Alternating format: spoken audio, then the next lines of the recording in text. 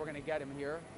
If we were trying to get him here, why would I say to the media what our plans are about that? I know you have to ask, but why would I answer that? The bottom line, there's a lot.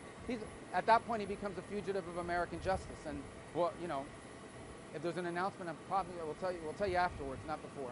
Okay, a couple more and I got to get on. Let's go. Have conversations with Raul Castro's grandson, or look, we remain. Here's the problem we have. We'll engage with the Cubans. We have. Our ambassadors met with them recently. The CIA director was down there a few weeks ago. There's some State Department communications that occur. I just don't see a lot of. At the end of the day, they got to make a decision. Their system doesn't work, right? Their economic system does not work. It's broken, and you can't fix it with the current political system that's in place. They just don't comprehend how to do it. And it's a failed state. Like, their economy and the model they're trying to follow in Cuba doesn't resemble what anyone is doing anywhere in the world. I mean, there are other ways to do it that can provide the people of Cuba prosperity and opportunity. And it's what I said in the video to them the other day. You look at Cuba, in the Bahamas, in Jamaica, in the Dominican Republic, here in Florida. Cuba's surrounded by places where people have the right to do things like own a business, work for themselves, and be able to vote and for the leaders that govern them and or replace them. So if that's possible all around Cuba, why isn't it possible? Why is that not possible inside of Cuba? And right now, there just doesn't seem to be people over there in charge of the regime who are in any way open to any of those changes. And the things they talk about economically are cosmetic in nature. They're not real, because that's what they've gotten used to all these years, is just buying time and waiting us out. They're not going to be able to wait us out or buy time. We're very serious. We're very focused. As I told you a moment ago, in the context of Iran, the president's preference is always a negotiated agreement that's peaceful. That's always our preference. That remains our preference with Cuba. I'm just being honest with you. You know, the likelihood of that happening, given who we're dealing with right now, is not high.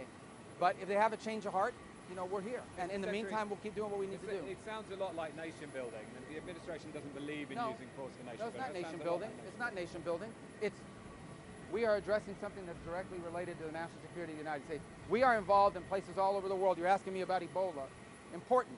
But Ebola's in Africa. Cuba's 90 miles from our shores. So if you have a systemic meltdown in that country, which is where they're headed, their power plants, by the way, the reason why their power plants break down, they've been having blackouts for years. They had major blackouts last year, and they were still getting free Venezuelan oil. They haven't spent a penny in fixing their energy production, their electrical grid. They don't spend any money on that stuff. They pocket it. They have a private military company named Gaesa who's sitting on $18 billion of assets, and not a penny of that transfers over to the state budget. Not a penny of that goes over to help the people of Cuba, not 1 cent. So even if they had all the diesel in the world, they still wouldn't be able to generate energy, because they've stolen the money and haven't invested in their energy infrastructure. So you're heading for a failed state. That's what you have now. But it's 90 miles from our shores. So we'll be impacted by the migratory crisis, by any violence and instability that happens there. It directly implicates the United States' national interest. So the future of Cuba belongs to the people of Cuba in terms of how they're governed, what the system looks like, and so forth. But the national security threat, that's 100% something we're going to focus on, because that's about America. All right, last one, guys. Do you see the likelihood of the use of U.S. force to achieve a change in the Cuban political system as growing? Our preference in Cuba and anywhere in the world is a negotiated diplomatic settlement, okay? And that's what I would say to you.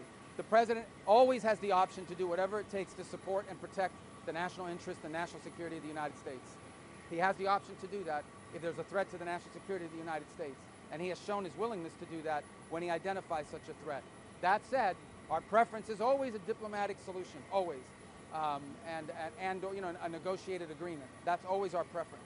But to answer your question, if there's a threat to the national security of the United States, the president not just has the right, he has the obligation to address that national security threat. All right, let's go. You guys ready? Yeah, All right. Thank you.